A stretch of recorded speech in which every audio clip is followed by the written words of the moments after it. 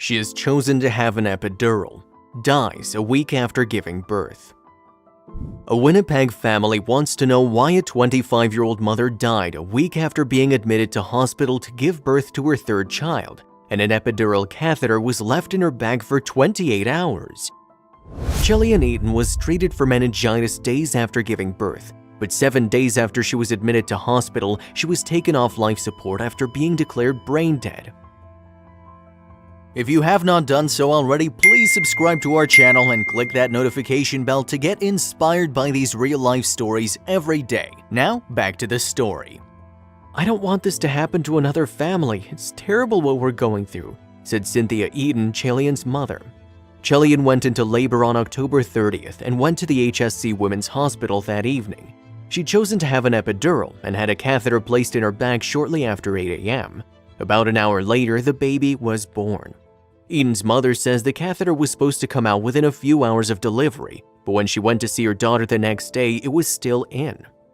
"I was like, why is that needle still in her?" Eaton says she asked nurses. Eaton says Jillian was complaining of back pain, but they were told they had to wait for a doctor to take the catheter out. It was removed around noon on November 1st, 28 hours after it was put in. But Eaton says her daughter's discomfort didn't go away. She wasn't feeling well. Her pain was getting worse. It wasn't subsiding at all. It started traveling up to her shoulders. Her back was aching.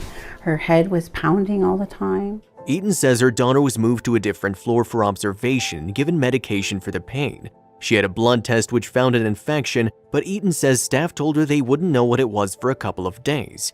Eaton says by Friday morning, her daughter said she was feeling better and was scheduled to be released in the early afternoon. "I received a strange text from her and it was gibberish. I couldn't make sense of it," said Eaton.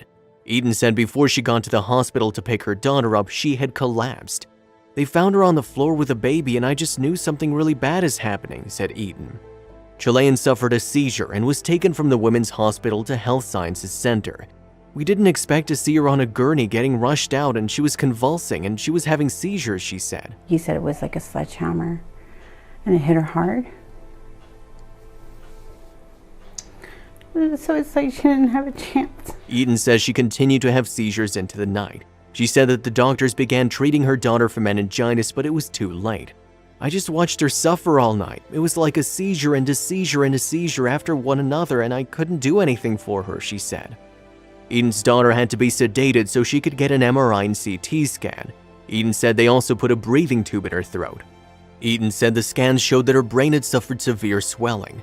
"And they said it's gotten worse and there's severe brain damage, and that's when I knew I was going to lose my girl," she said.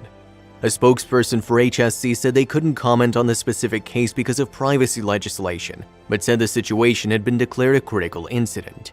Staff had ongoing communication with the family throughout the patient's time in hospital, and that we're actively reviewing what happened, said Catherine Fox, an HSC spokesperson.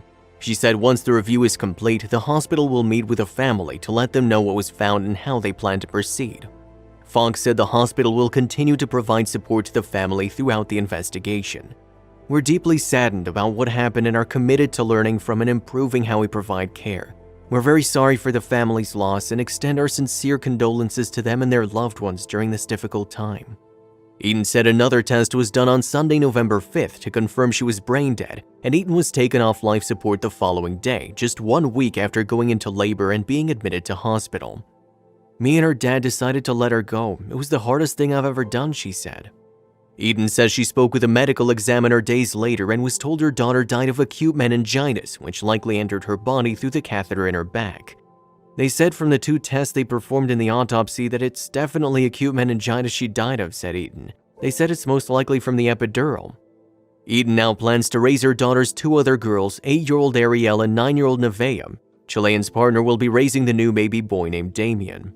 "She had so much dreams, she had so many things to do still, and her partner's having such a hard time," said Eaton. Eaton says she has questions about why the catheter was left in place for so long, and why Jillian wasn't treated sooner when she was showing signs of meningitis.